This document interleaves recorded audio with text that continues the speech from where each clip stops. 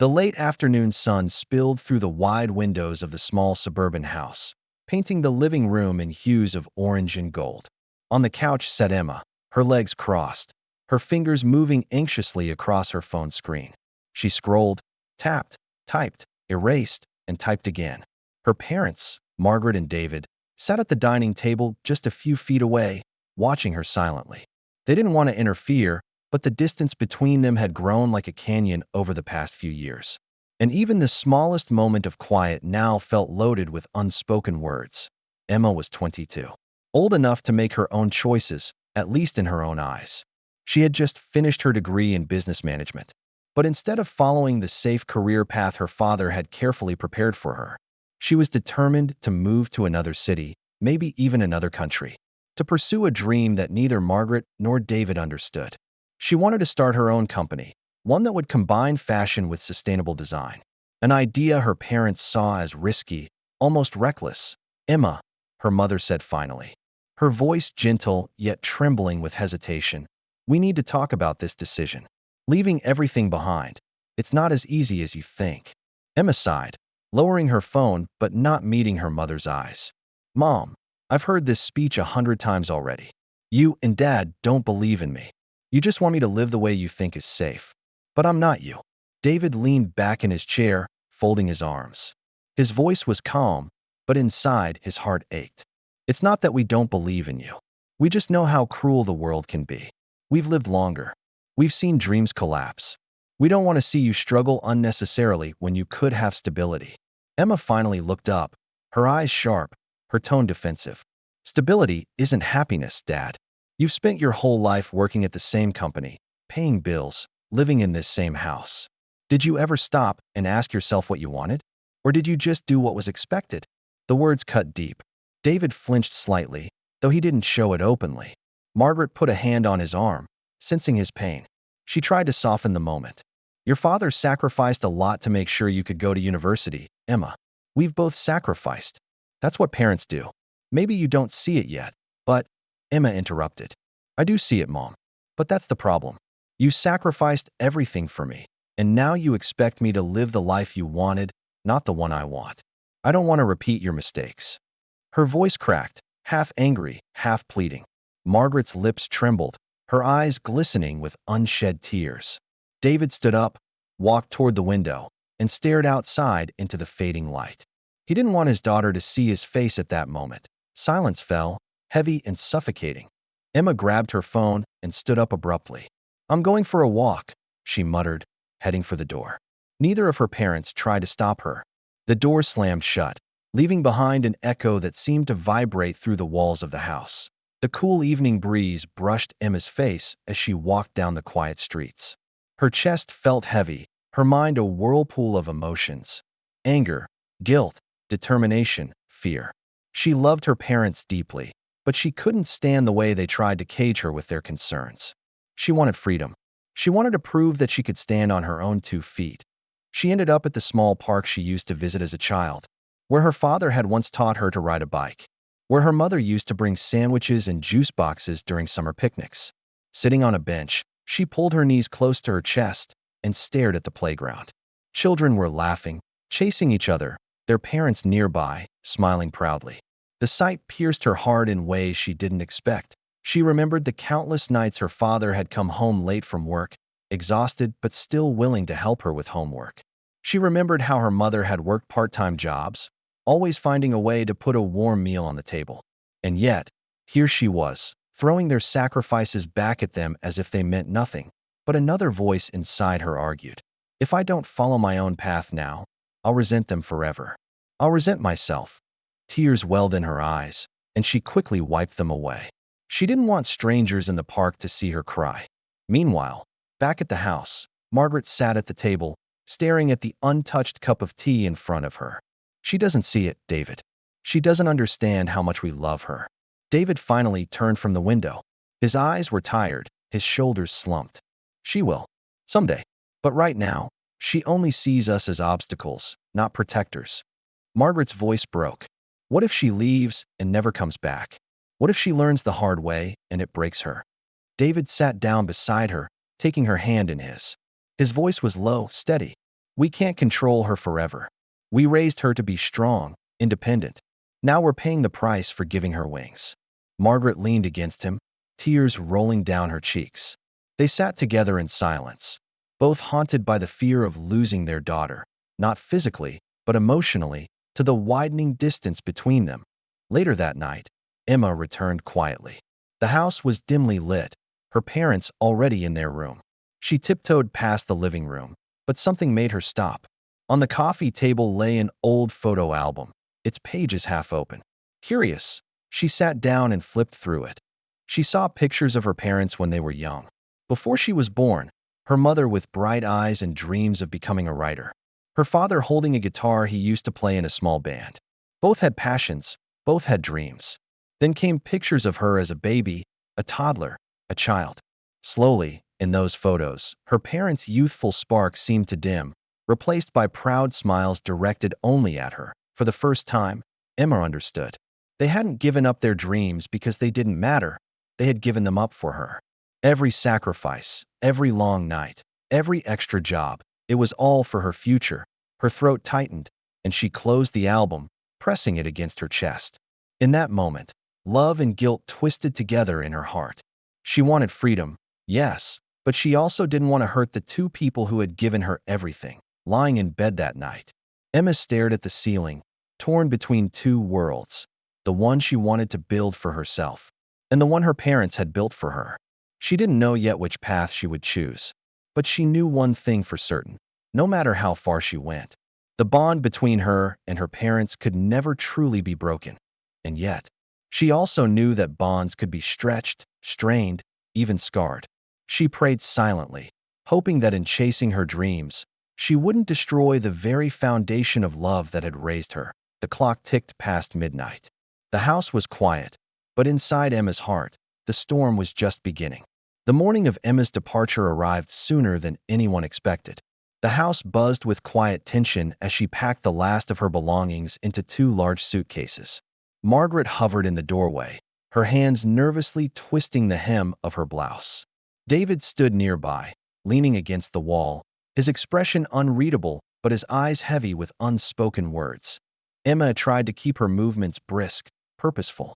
She folded clothes, zipped bags, double-checked her documents. She wanted to look strong, determined, unshaken. But inside, her stomach churned with nerves.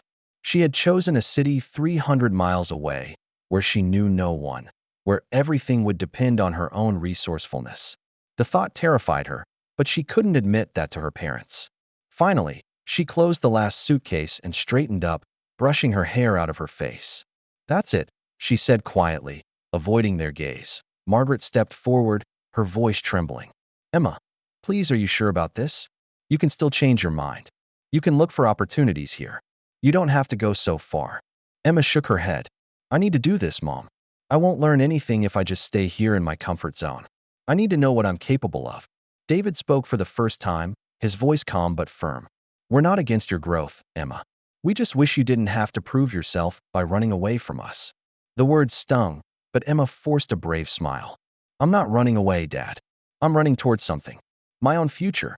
The drive to the train station was painfully quiet. Margaret sat in the back seat with Emma, clutching her daughter's hand tightly, as if she could somehow stop time from pulling her away. David kept his eyes on the road, gripping the steering wheel a little too hard. At the platform, they helped her with her bags, trying not to cry. Other families bustled around them, saying their goodbyes, laughter and tears mingling in the cool air. Margaret hugged Emma fiercely, whispering, "No matter where you go, this will always be your home. Don't forget that." Emma's throat tightened as she whispered back, "I know, Mom. I'll come back. I promise."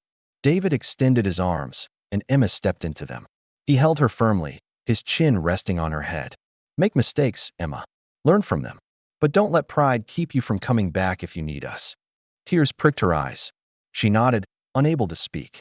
The train whistle blew, and in moments, she was gone.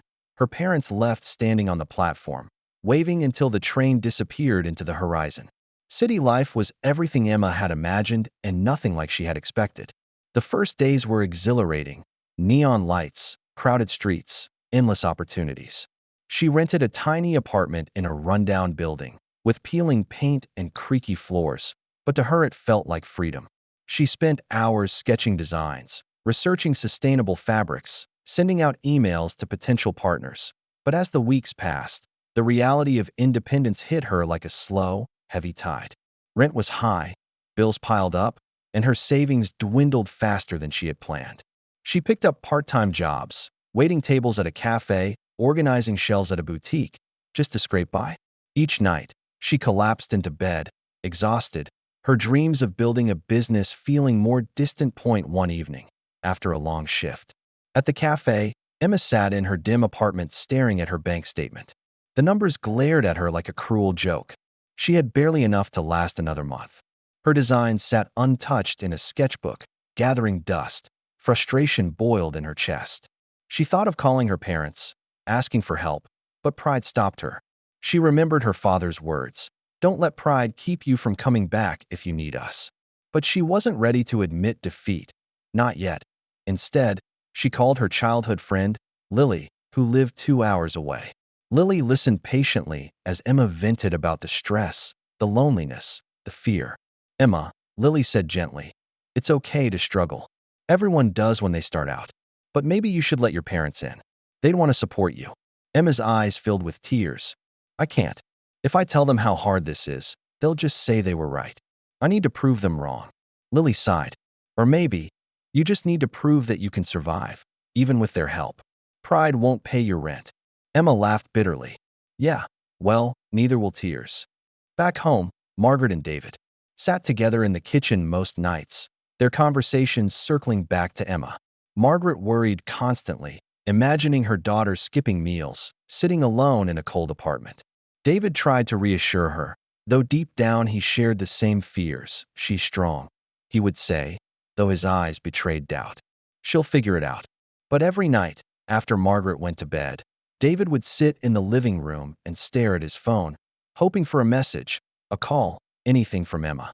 He wanted to reach out, but he didn't want to make her feel pressured. So he waited. And waited. 3 months later, Emma finally landed a meeting with a potential investor, a woman named Clara who had built her own sustainable fashion empire. Emma spent nights preparing, perfecting her pitch. She wore her best outfit, though it was secondhand, and walked into the gleaming office building with her heart pounding. Clara listened politely as Emma presented her ideas. She flipped through the sketches, nodded thoughtfully, and then asked a series of sharp questions Emma struggled to answer. Numbers, market projections, supply chains, things Emma had overlooked in her excitement. At the end, Clara smiled kindly. "You have passion, Emma. That's clear. But passion isn't enough in this industry. You need experience, resources, a team. I suggest you work for a company first, learn the ropes, and then revisit this dream." Emma's heart sank. She forced a smile, thanked Clara for her time, and walked out of the building with tears burning in her eyes. She had poured everything into this meeting, and it still wasn't enough. That night, back in her apartment, Emma finally broke. She sobbed into her pillow, the weight of disappointment crushing her. For the first time, she considered giving up. Her phone buzzed on the nightstand. It was a message from her mother. "We miss you. Hope you're doing okay. Call us when you can. Love you." Emma stared at the message, her vision blurred with tears. She wanted to call, to hear their voices, but shame held her back. She whispered to herself, "Not yet. Not like this." The following weeks dragged on. Emma worked longer hours, ate cheaper meals, and grew thinner, her spark dimming. One night, after another grueling shift, she fainted in the cafe's staff room. Her coworkers panicked and rushed her to a clinic. When she woke up, weak and disoriented, the doctor scolded her gently. "You need rest, proper food, and less stress. Your body can't keep up with this pace." Lying there in the sterile room, Emma realized how far she had pushed herself. And for what? Pride? A dream she could barely sustain? She thought of her parents again, the sacrifices they had made, the stability they had fought to give her. For the first time, she wondered if she had mistaken their love for chains, when in truth it had always been her safety net. As tears rolled down her cheeks, Emma whispered into the empty room, "Mom, Dad, I miss you." And with trembling hands, she reached for her phone. Emma sat on the edge of the clinic bed long after the doctor left, her phone trembling in her hand. The sterile smell of antiseptic filled her nostrils, mixing with the bitter taste of exhaustion in her mouth. She had spent so many nights telling herself she didn't need her parents, that she could prove her independence. But now, in the stillness of that small room, she finally admitted the truth. She missed them more than anything. Her thumb hovered over her mother's name in the contact list. She had typed and erased messages dozens of times before, but tonight was different. Tonight, she pressed call. The phone rang only once before Margaret answered, her voice shaky with surprise. "Emma? Sweetheart, is that you?" Emma's throat closed, tears rushing into her eyes. "Mom," her voice cracked. I'm not okay." On the other end, Margaret gasped softly, her emotions pouring into every syllable. "Where are you? What happened? Are you safe?" Emma wiped her eyes with the back of her hand, her shoulders shaking. "I'm safe, but I fainted at work. The doctor said it's stress and not eating properly. Mom, I'm so tired. I thought I could handle everything, but I can't. I don't want to fail, but—" Her words dissolved into sobs that Margaret's own tears spilled freely. "You haven't failed, Emma. You're human. You've been carrying too much alone. Let me get your father. We'll come to you." Emma wanted to protest, to tell her not to, but in truth, she longed for them. "Please," she whispered. Within hours, Margaret and David were on the road. The drive was long, but they barely felt the distance. Their hearts were pulled forward by the thought of their daughter alone and hurting. When they finally arrived at the clinic, Emma was waiting by the entrance. Her face was pale, her body thinner, but her eyes lit up the moment she saw them. Margaret rushed forward, wrapping her arms around her daughter, holding her as if to shield her from the world. Emma collapsed into the embrace, sobbing into her mother's shoulder. David stood close, his hand resting gently on her back. He didn't say much, but his eyes, red and moist, spoke volumes. For the first time in months, Emma felt safe. The three of them went back to her small apartment together. Margaret gasped when she saw the cracked walls, the peeling paint, the tiny kitchen barely large enough for a stove. She immediately started fussing over Emma, cooking soup, making tea, tidying up the clutter. David walked through the space quietly, taking it all in. He noticed the sketchbooks piled on the desk, pages filled with designs, some vibrant and creative, others half-finished. He picked one up, studying the details. Emma noticed and looked down, embarrassed. "They're just ideas. Nothing good enough." David shook his head. "They're more than good enough. They're the start of something. But you shouldn't have had to starve yourself chasing them." Emma's eyes filled again. "I thought if I asked for help, it meant I was weak, that I wasn't proving anything." Margaret set down the bowl of soup and took Emma's hands. "Sweetheart, asking for help doesn't make you weak. It makes you wise. We raised you to be strong, but strength also means knowing when you can't do it alone." Emma swallowed hard. "I wanted to make you proud." Margaret cupped her face, her own tears falling. "We've always been proud of you. Not for what you achieve, but for who you are." For the first time in a long while, Emma let herself believe it. The days that followed were filled with slow healing. Margaret insisted Emma rest, feeding her hearty meals and reminding her to drink water. David spent hours listening as Emma shared her struggles, her failures, her fears. Instead of judgment, he offered quiet encouragement. One evening, Emma sat with them at her small table, her sketchbook open. She pointed to one design, explaining how she wanted to use recycled fabrics and modern cuts to make sustainable fashion appealing. Her voice trembled with both excitement and doubt. David leaned forward, tapping the page. "You have vision, Emma. But Clara was right. You need experience first. Why not work for a company that shares your values? Learn the business from the inside, then come back to your dreams stronger." Emma hesitated. "But if I do that, won't I be giving up?" Margaret smiled softly. "No, love. You'd be building a foundation. Dreams don't die just because they take longer to grow." The words settled deep in Emma's heart. For the first time, she saw a middle path, one that didn't mean abandoning her dreams, but also didn't mean destroying herself in the process. Weeks turned into months. With her parents' guidance, Emma applied for an internship at a small but growing sustainable fashion brand. To her surprise, she got the position. The hours were demanding, but unlike before. She was learning in a structured environment, surrounded by people who believed in the same values. Her parents visited often, bringing home-cooked meals, checking in, but also giving her space. Slowly, The resentment that once stood between them dissolved, replaced by mutual respect. One afternoon, as she was helping organize fabric samples at work, Emma received a message from her father. "We're proud of you. Keep going. Love, Dad." She stared at the screen, tears welling in her eyes.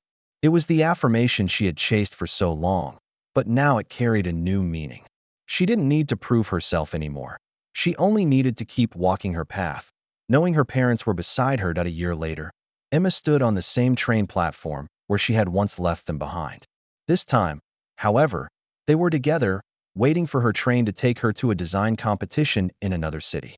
She had been chosen to present her work, a small collection made entirely of sustainable materials. As the announcement echoed through the station, Emma turned to her parents. "I wouldn't be here without you." David hugged her tightly. "That's what family is for. We catch each other when we fall, and we cheer when we rise." Margaret kissed her cheek. "Remember, Emma, your worth isn't in winning. It's in the heart you put into everything you do." Emma smiled, her heart full. The train arrived, and as she boarded, she looked back at them one more time.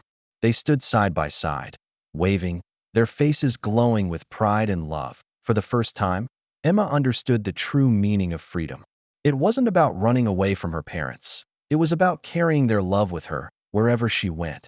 And as the train pulled away, she whispered to herself, "This time, I'm not leaving them behind. They're with me always."